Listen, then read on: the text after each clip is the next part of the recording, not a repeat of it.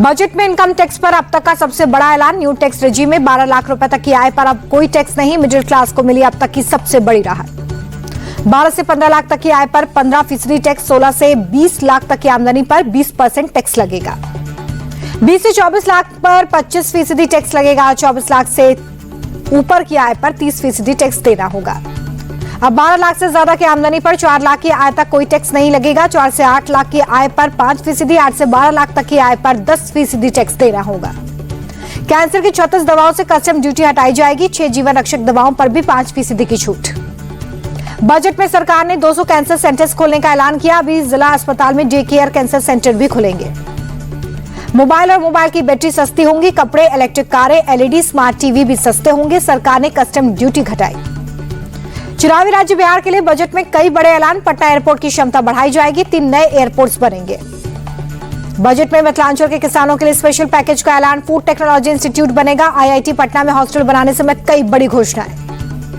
महिलाओं के लिए बजट में बड़ा ऐलान। एससी एसटी की एमएसएमई महिला उद्यमी के लिए विशेष लोन की योजना।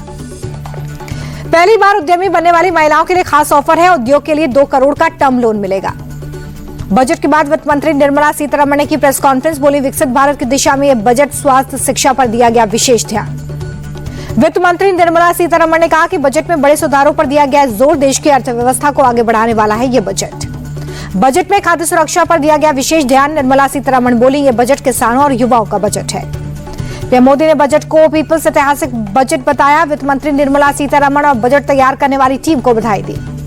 पीएम मोदी बोले कि यह आम आदमी का बजट है। 140 करोड़ देशवासियों की आकांक्षाओं और विकसित भारत के मिशन को बढ़ाने वाला बजट है। बजट पर सीएम योगी का पहला रिएक्शन। कहा, पिछले 10 साल में देश की अर्थव्यवस्था बदली है।